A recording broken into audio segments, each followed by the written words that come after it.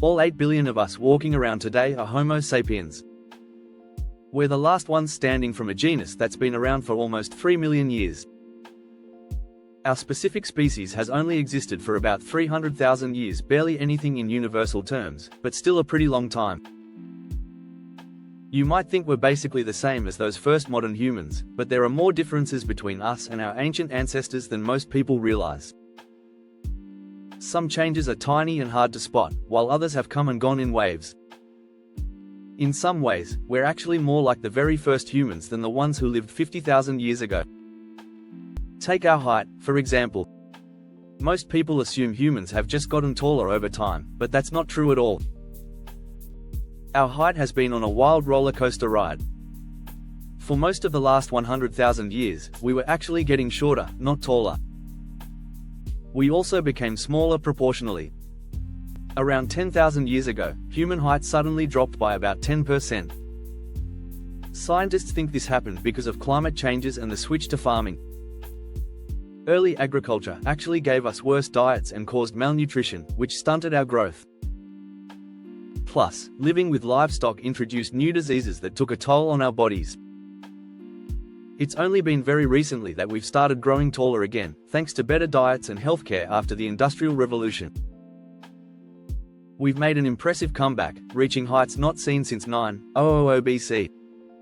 But here's where things get interesting in many ways. We're actually regressing to how humans used to be. Our bones tell a different story than our height. Modern human bones are much lighter and weaker than those of early Homo sapiens. Scientists discovered that our bone density might be just half of what it used to be. The earliest humans had bones more like Neanderthals, thick and sturdy. This drop in bone strength has limited our physical power and probably contributes to diseases like osteoporosis. Why did our bones get so weak? Researchers point to two major lifestyle shifts. First, when we started farming, we stopped being nomadic hunters who needed to be built for taking down massive animals. Then in the last century, truly sedentary lifestyles became common with desk jobs and modern conveniences. The damage seems permanent. Everyone worldwide has weaker bones now, even people who are physically active. While our bones got smaller, our bodies got heavier. BMI has increased worldwide, again because of lifestyle changes. But here's something really surprising: our brains have been shrinking too. The modern human brain is about 12% smaller than brains from 17,000 years ago. Some studies suggest our brains have decreased by 100 to 150 cubic centimeters compared to earlier humans. Scientists have debated this brain shrinkage, but recent studies confirm it's real. The biggest decreases happened in the last few thousand years, though the trend has been going on much longer. Why are our brains getting smaller? There are several theories. One interesting idea is called the self-domestication hypothesis. Domesticated animals have brains 10–15% smaller than their wild counterparts, probably because they face fewer threats and need less brainpower for survival.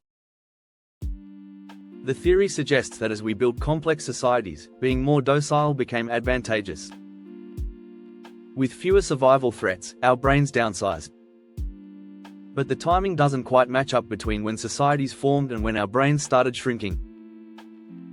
Another idea is the know-it-all hypothesis. As people specialized in specific skills, they no longer needed to know everything about survival: how to hunt, forage, escape predators, and so on. But again, the timing is off. The most supported theory is about energy preservation. The world today is much warmer than it was not long ago.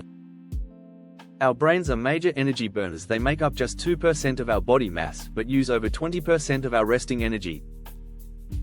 They might have gotten smaller to better handle heat and reduce energy output. But nothing is conclusive yet. So are we getting dumber as our brains shrink? Scientists haven't made any firm conclusions about that. But they do wonder how current and future warming temperatures might continue this trend, especially since we now rely so heavily on technology instead of our own abilities. Speaking of change, the shape of our brains is different too. Early human brains were more elongated or stretched out, while ours are more round or globular. This change happened between 100,000 and 35,000 years ago, with earlier Homo sapiens having more archaic, elongated brain cases. As our brains rounded, two areas expanded: the parietal and cerebellar regions. This might actually be good news, since these areas handle important functions like planning, self-awareness, memory, tool use, motor function, language, and social skills. Our jaws and teeth have changed dramatically too. Homo sapiens have been developing smaller jaws and teeth compared to earlier human species, but the pace of these changes has rapidly accelerated in the last 10,000 to 30,000 years. Why are our jaws shrinking? Partly because everything is getting smaller, but also because of our vastly different diets. The agricultural revolution and later the rise of processed foods mean we eat much softer food than our ancestors did. Studies show that animals fed soft diets develop smaller jaws, and the same happens to us. Our ancestors also slept on harder surfaces, which kept their mouths closed during sleep and helped develop stronger jaws. The problem is that while both our jaws and teeth have shrunk, our jaws have shrunk faster. This leads to less space for teeth and a huge increase in problems like impacted wisdom teeth and misalignment.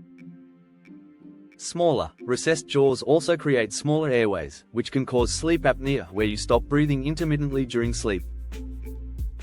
Here's another surprising change: we're getting colder. In 1868, a German doctor declared that normal human temperature was 98.6 degrees Fahrenheit, which became a medical standard.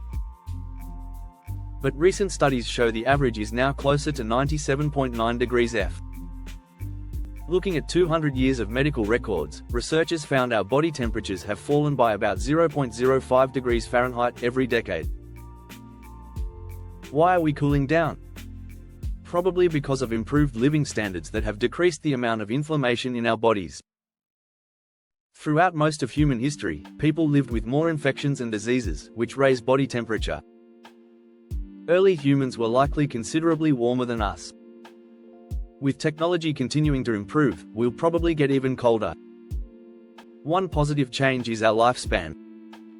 Paleolithic humans lived an average of 27.5 years, while today's global average is 73.2 years, more than 2.5 times longer. That's like finding bears that suddenly live to 65 years old instead of 25. This improvement comes mainly from technological advances in health and safety. But technology is a double-edged sword. It's also brought negative changes like poor eyesight from screen use, cancers from pollutants, and diseases like diabetes and osteoporosis. One thing technology didn't change is our diversity. The first humans were much less diverse in appearance than we are now. They lived in a smaller area with smaller populations and more uniform environments. When groups finally left Africa tens of thousands of years ago, human diversity exploded as people adapted to very different environments across the planet. These adaptations led to variations in skin color, eye color, hair type, facial features, and body builds. Some populations developed highly specific traits like the Sama Bajau people of Southeast Asia, who have spleens twice the normal size, allowing them to hold their breath for up to 5 minutes while diving. Or Tibetans and Andeans, who evolved adaptations for high-altitude living, including changes to hemoglobin, decreased resting heart rates, and increased lung capacity. Interestingly, African populations maintain the highest levels of genetic diversity on the planet.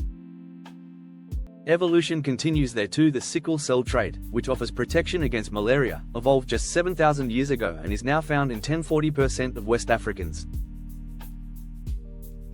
With all these factors combined, we're surprisingly different from the people who walked the Earth 300,000 years ago. Even how we change is different now.